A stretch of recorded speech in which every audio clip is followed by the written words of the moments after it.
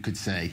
Cryptocurrency may be one of the hottest trends in the digital world, but online transaction systems like Bitcoin, they still scare off plenty of people, and they do raise concerns among governments and institutions with their volatility and their seeming lack of solid financial footing. But now that could change, with Facebook diving headfirst into the field with its cryptocurrency set to hit the market early next year. Joining us right here in the studio, Yuval Roosh. He's CEO of Bits of Gold, an online cryptocurrency broker. But let's start in New York with fintech and crypto reporter Tanaya McKeel from our partner network Cheddar. Tanaya, great to have you with us.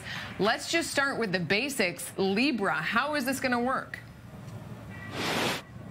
So it's going to operate effectively as a bridge currency that is backed by a basket of several different currencies. Users, whether it's on Facebook Messenger, WhatsApp, or a new digital wallet that they've also announced called Calibra, will be able to save and store and spend all of the Libra currency from whichever wallet they choose. And it'll really help people globally be able to transact with each other. And of course, what Facebook is trying to build is something comparable to Alipay or WeChat Pay, which you see in China, and is sort of the de facto financial system for everything from person-to-person payments to retail purchases to, I think, ultimately even more sophisticated financial products like lending and credit. Yuval, this is a big jump from posting your family vacation pictures and getting likes. Why is Facebook moving into cryptocurrency? Well, I think it was only natural. When Telegram did their ICO, they raised funds. I think they raised more than $1 billion. I think we already understood, we immediately understood that Facebook was going to do that as well. Facebook is a giant company, and if they create a cryptocurrency that will be used across their 2 billion users and other companies that agreed to join in, this would be a new banking system that would be controlled by a giant technology company. So this makes sense for Facebook to do that if this succeeds. So it makes sense, certainly financially, for Facebook and its profile. But Tanaya, it's no surprise to anybody that this is going to raise a lot of concerns too, because obviously Facebook has been in a whole lot of hot water over data privacy issues. This is going to potentially open up the company to a whole new sort of bank of data and data mining. Have they spoken out about it?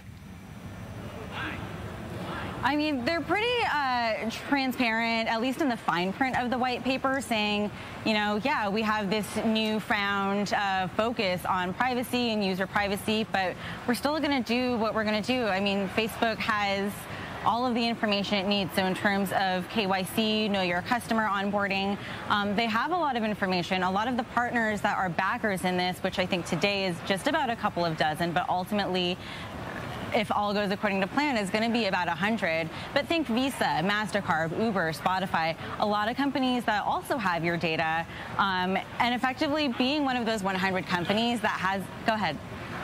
Right. Yuval, you're not a disinterested observer here. How is Facebook's entry going to impact on the cryptocurrency field, all the players, including those in Israel, which is making its mark in the cryptocurrency sphere?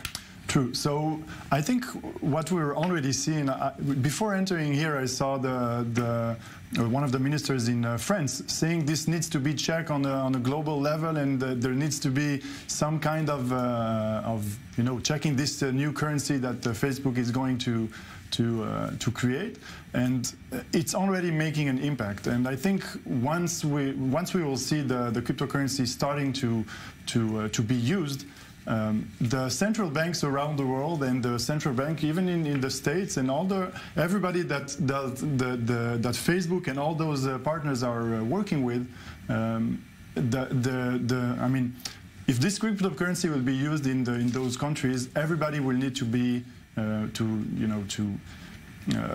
to start working around this. More regulation, is that what you're saying? Exactly, that's exactly more what I'm government saying. regulation. Regulation has already begun, but now that Facebook enters this play, this is definitely going to change the game. Yuval, I just want to ask you one quick follow-up. Bigger picture, you know, Bitcoin going up and down. We see Bitcoin billionaires and then that tanking. What would you tell the skeptics who say cryptocurrency is a ridiculous idea?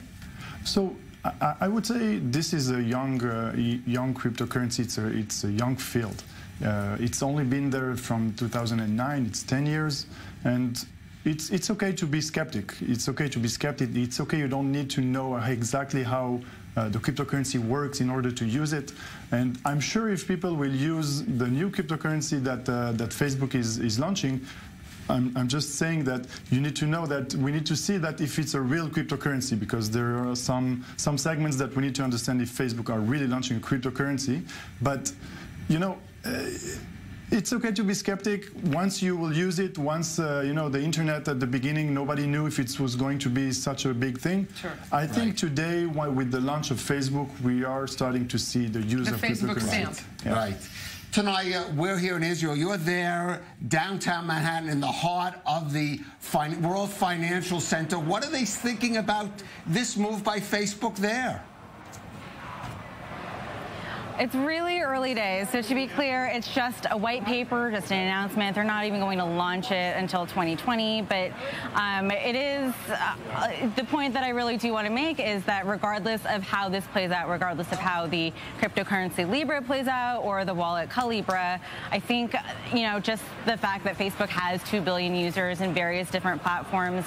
I mean, think beyond Messenger, think of Instagram, Facebook Marketplace.